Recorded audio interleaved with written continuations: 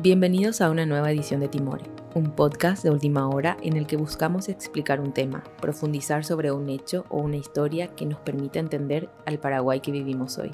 Soy Patricia Bordón y en este episodio conversamos con el arquitecto, escritor y docente de la Facultad de Arquitectura, Diseño y Arte de la UNA, Carlos Zárate, sobre la situación de la ciudad de Asunción y sus signos alarmantes de abandono. Hoy es miércoles 19 de marzo del 2025. Buenas, arquitecto, gracias por participar de este podcast. Buenas, Patricia, muchísimas gracias por contar conmigo. Lo que nos trae acá es la situación del centro de Asunción, la madre de ciudades, cuya situación es imposible de ocultar. Desde sus calles sucias hasta la probabilidad de que uno de sus edificios se derrumbe y se caiga encima tuyo. A todo esto, ¿cuál es su percepción sobre el estado actual de Asunción en términos de infraestructura y urbanismo? Bueno, yo creo que es inocultable el estado de ruina y abandono de toda la ciudad, no solamente del centro histórico, ¿verdad? En el centro histórico es un poco más evidente probablemente por el volumen de gente que se desplaza ahí durante las horas del día. Y porque es, digamos, un sector icónico de la ciudad, ¿verdad? Pero importante siempre cuando hablamos de centro histórico, pensar la ciudad como un sistema. El centro histórico está dentro de un sistema más grande que le vamos a llamar Asunción, que tiene 117 kilómetros cuadrados. Y además está dentro de un área metropolitana que tiene una serie de vinculaciones. O sea, cualquier tipo de pregunta que nos hagamos sobre los problemas que tenga el centro histórico no van a conducir a nada si solamente aislamos el centro histórico.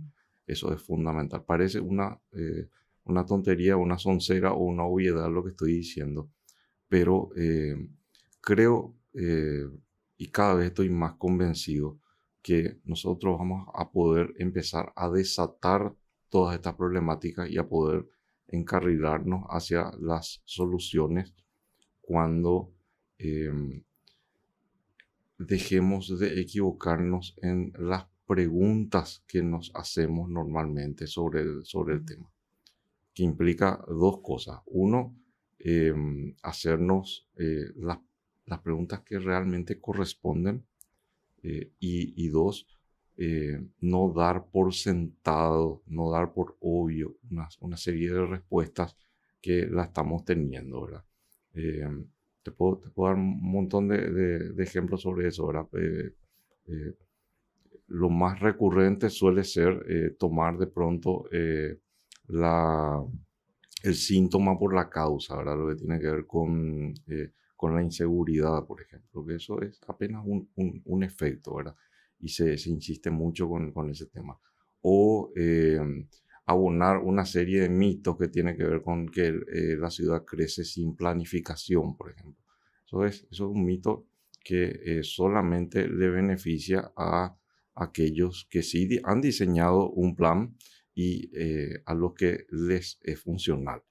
Creo que estábamos comentando fuera de micrófono hace rato, sí, lo que tiene que ver con que si estamos en esta situación hoy en día, no es porque todos estamos saliendo perjudicados. Alguien gana con esto y gana bastante. Entonces, las preguntas tienen que ir dirigidas hacia ahí, empezar, creo yo, ¿verdad? También te había dicho que sí, prefería que no hablemos de preguntas previas para poder venir acá sobre la mesa a pensar en voz alta, ¿verdad? Sí. Son las preguntas que con las que yo iniciaría un análisis sobre este tema, ¿verdad? ¿Quién está ganando? Pues ya sabemos que somos muchos los que estamos perdiendo con esto, pero si esto continúa es porque a alguien le conviene. Digo a alguien así de manera genérica, ¿verdad? O sea, hay un grupo de poder que sí se beneficia con esta situación actual. ¿Qué es lo que más afecta a la imagen de una ciudad como Asunción?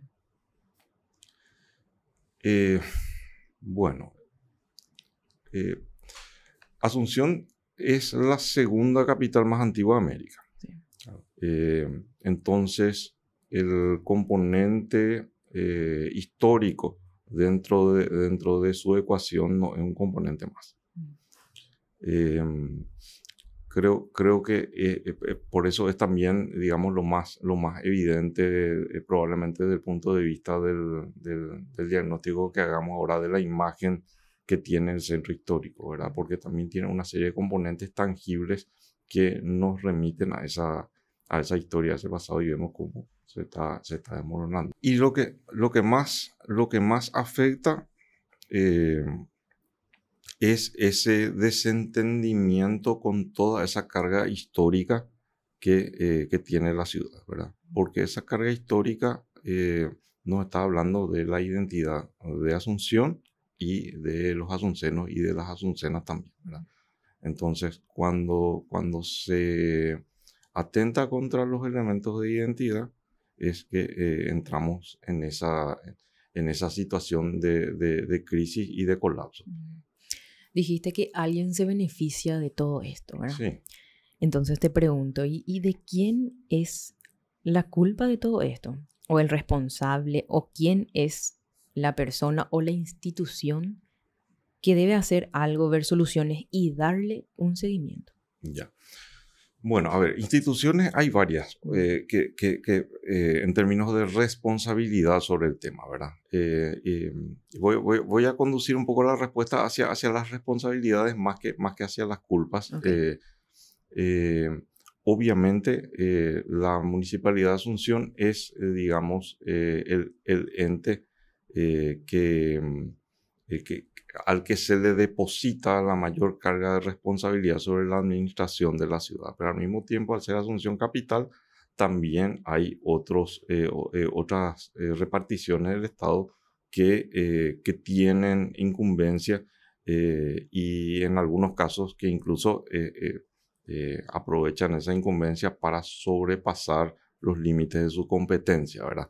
Ahí tenemos el caso del Ministerio de Obras Públicas, por ejemplo, ¿verdad? Y hay disputas sobre espacios que son muy emblemáticos dentro de la ciudad con la municipalidad, justamente, ¿verdad? La municipalidad va perdiendo de pronto su dominio sobre algunos sectores aquí del centro histórico. Bueno, ¿qué se puede hacer para poner en valor esos edificios abandonados, ya sea del microcentro de Asunción y de toda Asunción, y que pasen a tener cierto valor y dejen de ser aguantaderos? Bueno, volvemos a lo que estaba mencionando recién, que tiene que ver con la complejidad de la situación. O sea, tratar de atacar un solo problema, sobre todo un solo síntoma, y darle rango de problema, es lo que ya venimos haciendo desde hace varias décadas y no funciona. Tenemos que entender Asunción en su contexto completo, no solamente centro histórico. Eso que también estuvimos hablando fuera de micrófono hace rato. O sea, Asunción como una ciudad que actualmente presenta un decrecimiento poblacional, tiene aproximadamente 450.000 habitantes nomás, ¿ya? O sea, sí es pequeño para una ciudad, nomás luego en contexto latinoamericano, imagínate lo que es para una capital, ¿verdad? Es poquísimo, ¿verdad? Entonces, la gente, por ejemplo, vamos a escuchar mucho este tipo de reclamos que tienen que ver con que el centro histórico a la noche muere y no hay oferta, ¿verdad?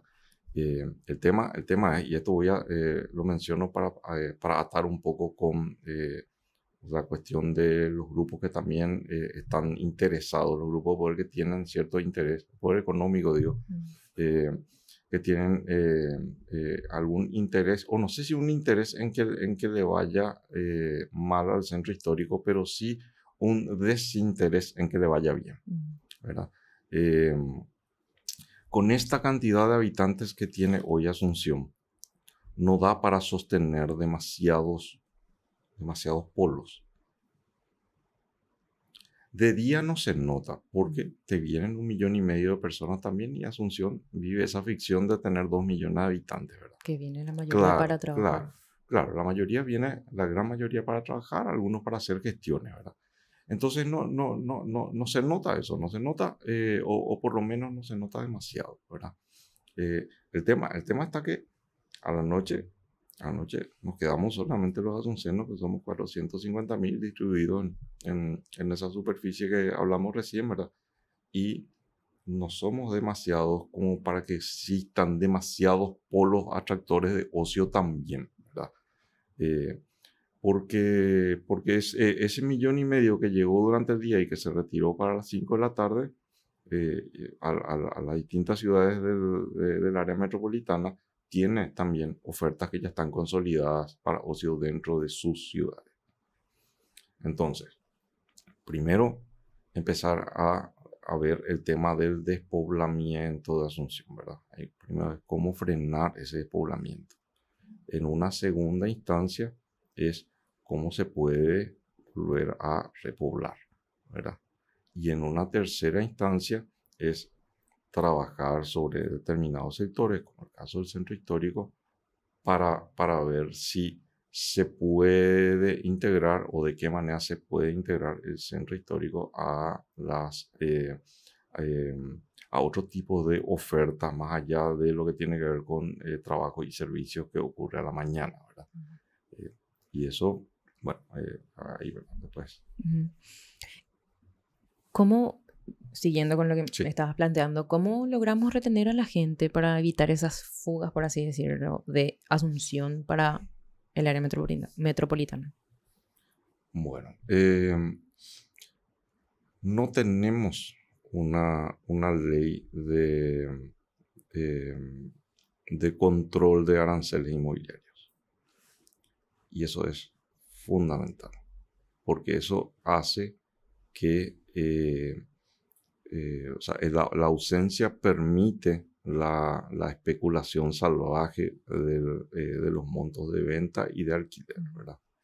Y eso nos lleva a eso que te estaba mencionando recién, ¿verdad? Tiene que ver con estos grupos de poder que tienen activos distribuidos por toda la ciudad y también hacia este sector, ¿verdad? Tanto el centro histórico como los barrios tradicionales, ¿verdad? Y bueno, o sea, el capital está invertido en eso y por supuesto que no, eh, si no tienen la posibilidad de sacar una alta renta, directamente les conviene que se quede nomás así cerrado y que se vaya deteriorando. Entonces, necesitamos, desde un punto de vista legal, que podamos abordar la cuestión del control del alquiler y del control también de los montos de venta, ¿verdad? No se puede, o mejor dicho, no podemos seguir con esta situación de permitir que se especule libremente, porque venimos con esta situación hace varias décadas y no se resolvió, el problema además se agravó, ¿verdad?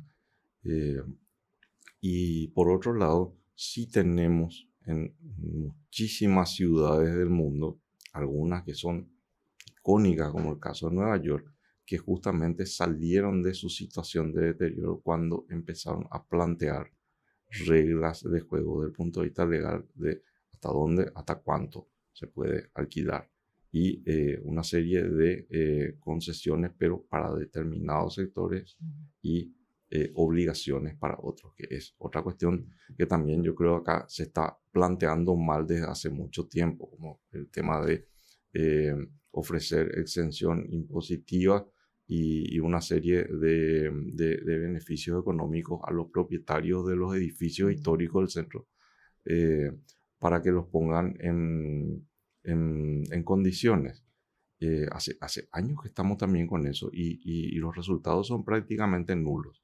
Entonces uno se pregunta, ¿y por qué? Porque ¿cómo puede ser que si las exenciones impositivas desde la municipalidad llegan prácticamente al 100%, y se les ofrece una serie de incentivos y igual dejan caer?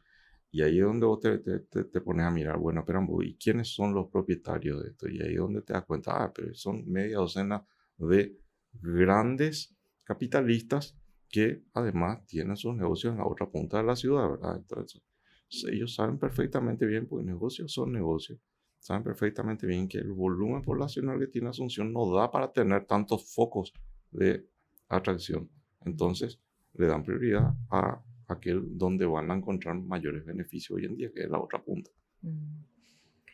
Y volviendo, sin salir de las cuestiones de los edificios históricos, tengo entendido que se le da una especie de una ayuda, una cuestión económica para que los dueños mantengan esos edificios, ¿verdad? Pero eso no está funcionando. Entonces, ¿qué más se puede hacer o cómo podemos replantear eso para que esos edificios se sigan manteniendo o no sigan deteriorándose? Y es justamente hacer exactamente lo inverso, que es lo que se hizo en estas ciudades que te estoy mencionando, ¿verdad? O sea, entender, estás en una ciudad que tiene casi 5 siglos de historia y estás teniendo bajo tu custodia una edificación que representa una parte importante de su identidad arquitectónica. Señora, señor, este es un privilegio. Es un privilegio y como tal tenés la obligación de que esto esté en condiciones. No va a estar en condiciones, ok, te cuadruplicamos los impuestos. No. Ponete a la altura de las circunstancias. Si quieres tener propiedades dentro del casco histórico, esto tiene que estar impecable. Y si no, ok, tenés otros lugares donde podés ir a invertir. Poné en venta y que de esto se encargue alguien que sí tenga el interés, porque no estamos hablando acá de las condiciones, porque ese fue el tema. Acá hay un discurso que dice, pobre Angá los propietarios, pobre Angá, pero son propietarios multimillonarios. Ellos no necesitan que les sigamos ayudando. Ellos no necesitan, ya probamos con eso y no está funcionando. O sea, hay que exactamente invertir la cuestión a partir de ahora. O sea, si no van a tener en condiciones, vamos a aumentar los impuestos hasta que pongan en condiciones. Y si no funciona tampoco eso, ok, bueno, veamos otras figuras, como la figura de la expropiación. Porque el interés particular no puede ser en una ciudad superior al interés colectivo, de ninguna manera. Y eso es lo que está pasando. Al principio también tocamos el tema de la estructura de la ciudad y te consulto. Sí. ¿Asunción es una ciudad desordenada que está creciendo de forma desordenada? Asunción es una ciudad desaliñada. Desordenada sí en cierta forma, pero siempre hay que preguntarse también en función a qué, ¿verdad? O sea, tiene un orden, está respondiendo a algo, ¿verdad? Y ahí entra la cuestión de uno de los mitos sobre los cuales, con los cuales siempre nos movemos, que es que Asunción es una ciudad que crece sin planificación. Vamos a escuchar mucho eso, yo escucho eso desde que era criatura, y eso no es cierto.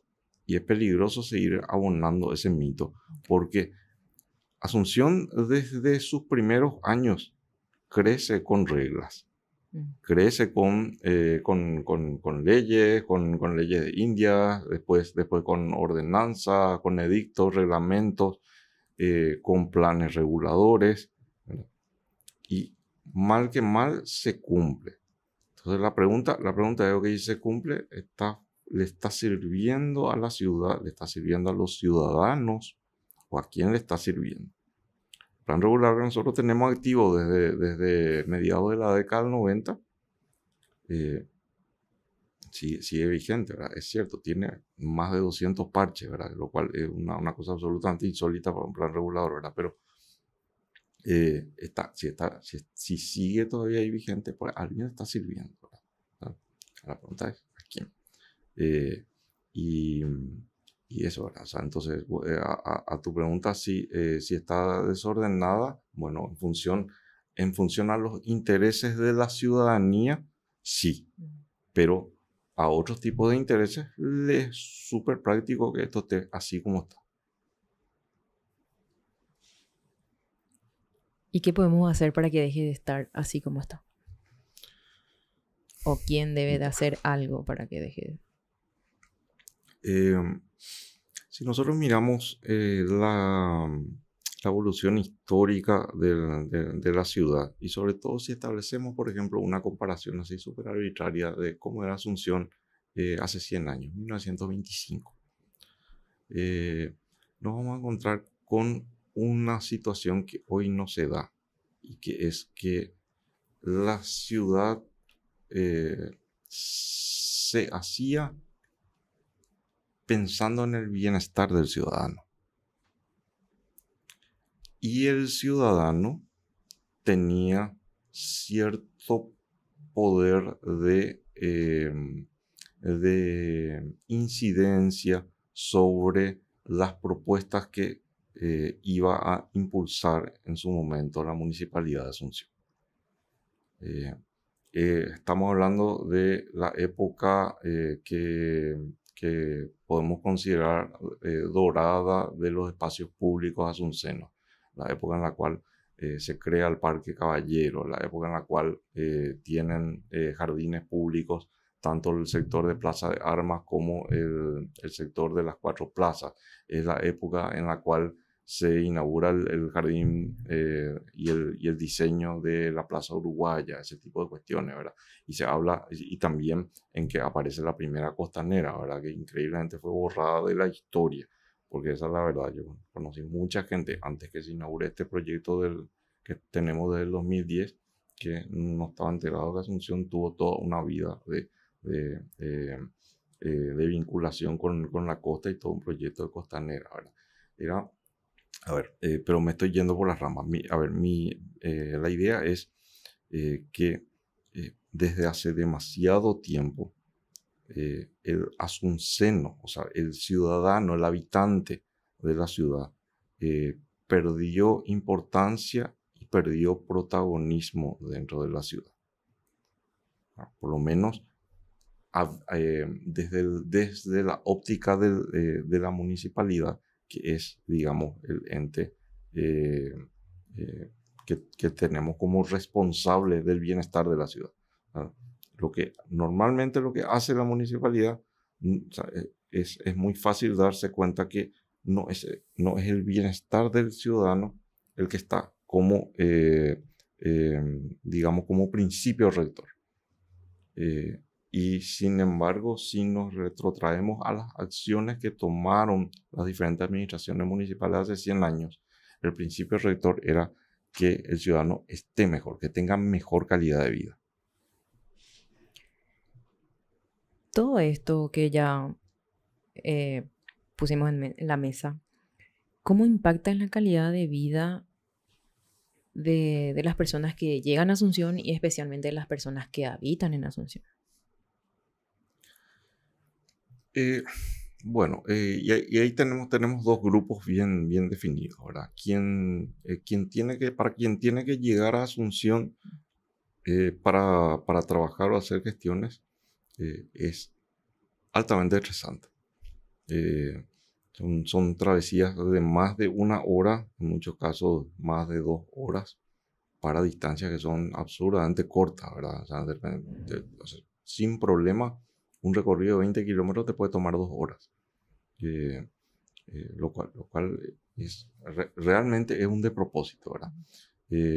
Así que para esa gente, venir a Asunción, definitivamente estoy seguro que no es un deleite, no es, y se convirtió en un suplicio y probablemente ya uno lo sienta hasta como un castigo, genera desgaste, genera estrés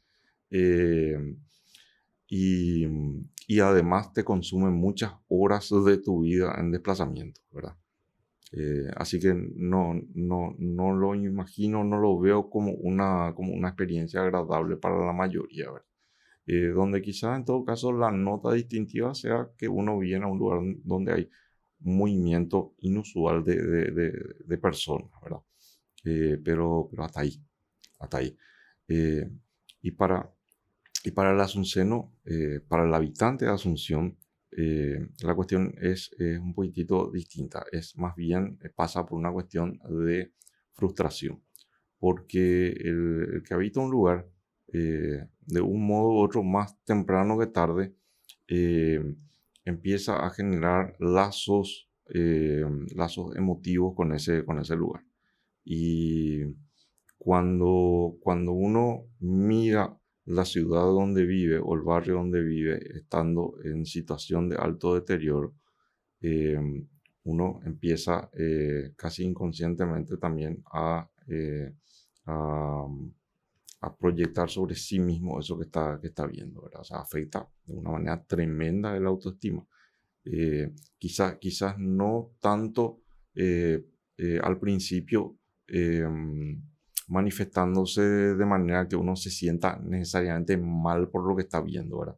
Pero sí resignado, que es otro de los temas que hay que trabajar, ¿verdad? Ya estamos tan acostumbrados de pronto a ciertos escenarios, como por ejemplo las veredas rotas, como por ejemplo el tener que estar todo el tiempo mirando para los costados cuando vamos caminando, para asegurarnos que no se nos esté acercando nadie, ¿verdad? O apretando el bolsillo Para ver si seguís sí, teniendo. para ver si seguís teniendo tu billetera, tu celular, etcétera, etcétera, ¿verdad?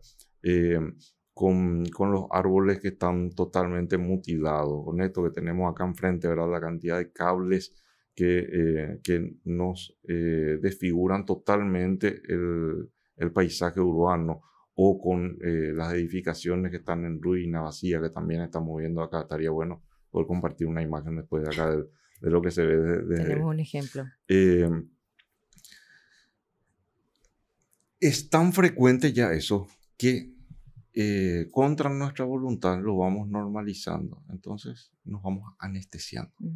Y quiero poner un acento sobre esa palabra. Los asuncenos estamos anestesiados. Ya estamos tan bombardeados con esto que ya dejamos pasar nomás.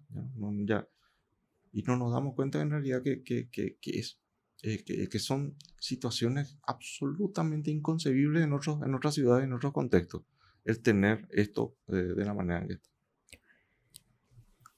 ¿Cómo o en qué medida esta situación de abandono de la ciudad de Asunción con sus edificios que se caen, el abandono en general, cómo eso afecta al sector comercial, al movimiento en Asunción en sí, el poco movimiento que tiene?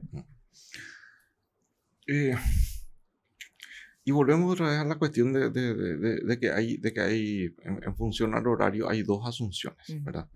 Y esta asunción de la mañana notablemente no se ve tan afectado como nosotros quisiésemos pensar, o quisiésemos creer, mejor dicho, ¿verdad? Y por otro lado tenemos una asunción después de las 6 de la tarde, que es una asunción semi-desierta, ¿verdad? Porque bueno, todo aquello convocante ya deja de funcionar, digamos, ¿verdad? Entonces eso nos tiene que llevar también a otra pregunta, que tiene que ver con hasta qué punto nosotros estamos añorando algo que en realidad no conocemos. Porque acá también se repite mucho qué podemos hacer para recuperar el movimiento del centro histórico. Revitalizar el centro. O algunos te dicen incluso para revitalizar la noche. Luego decir, espera un poco, vamos a revisar un poco el comportamiento del centro histórico durante los últimos 60, 70 años. ¿Tenía actividad a la noche? No, no tenía. Aquí. Entonces, ¿qué está pasando ahí? Estamos añorando algo que en realidad no vivimos.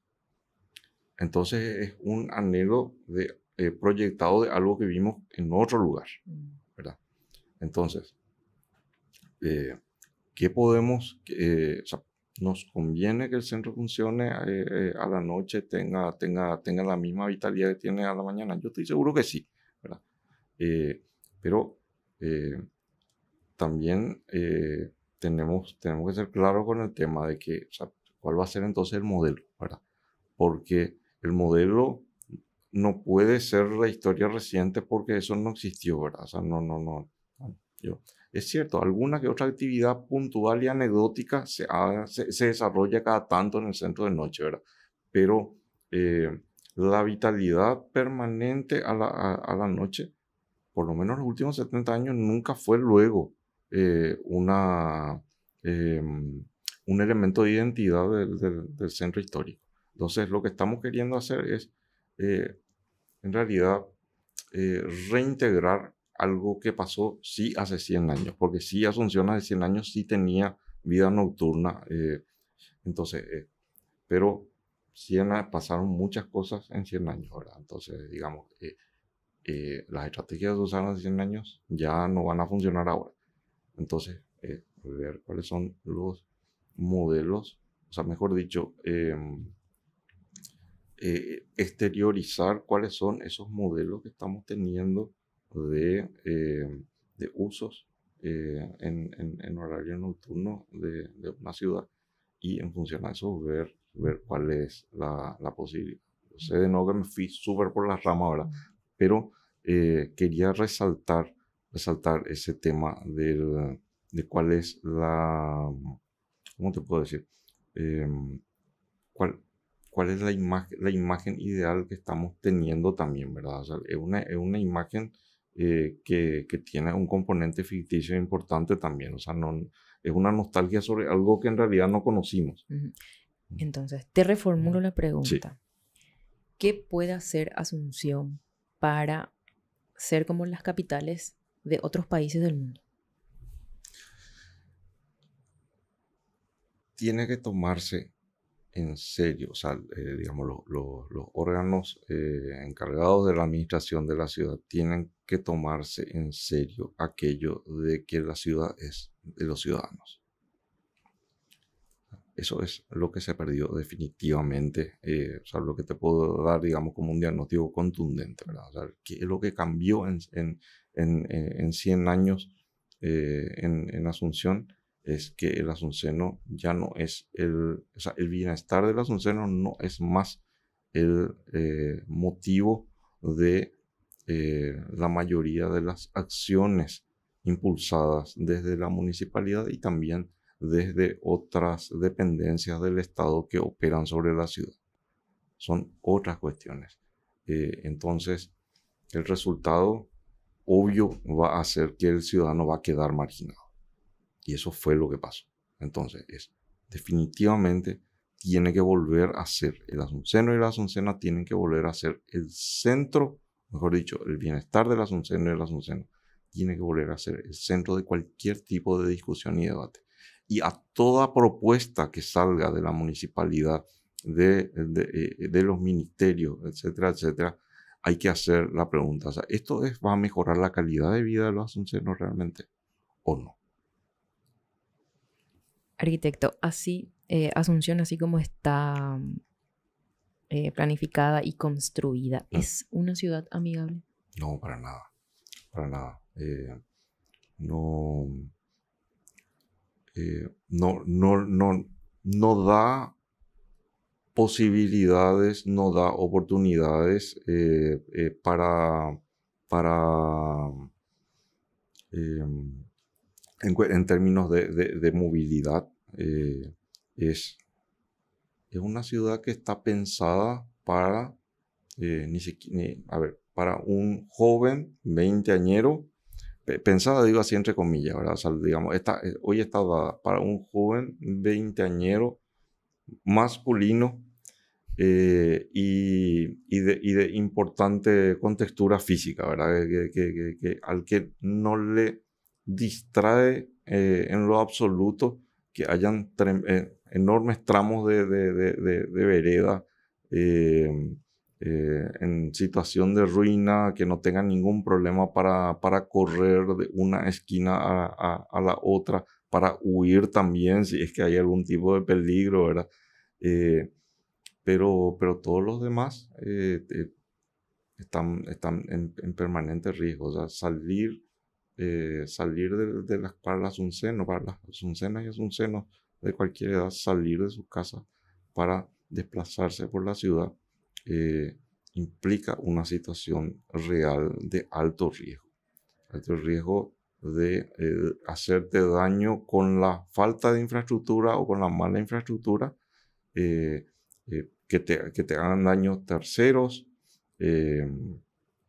y con recorridos que no son para nada atractivos y son absolutamente desgastantes, ¿verdad? Entonces ahí aprovecho para incluso redoblar la apuesta sobre este tema de pensar en el bienestar del ciudadano. Tenemos que pensar en que ese ciudadano va a necesitar toda la ayuda posible de la ciudad.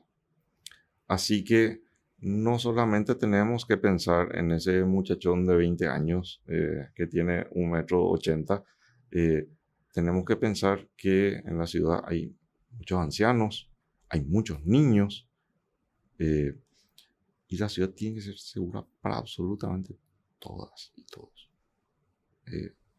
Y no es algo que yo estoy inventando. O sea, lo que yo estoy haciendo es simplemente te estoy transmitiendo el criterio con el cual en otras capitales ya hace 20, 30 años vienen abordando el tema. Ahora, o sea, se usa mucho, cada vez con más frecuencia como parámetro la niñez, ¿verdad? O sea, si la ciudad es segura para los niños, es segura para todos. Entonces, trabajar un poco en función a eso. Y eso, entre paréntesis, me remite otra vez a mi propia experiencia de cuando yo era criatura y me desplazaba sin ningún problema por todo el barrio y me iba de casa hasta la escuela o hasta el centro, ¿verdad? Y probablemente la ciudad no tenía la cantidad de semáforos que tiene hoy ni la cantidad de señalética que tiene hoy, ¿verdad? Pero por alguna razón esa era una ciudad mucho más segura porque yo estoy acá sentado conversando contigo, ¿verdad?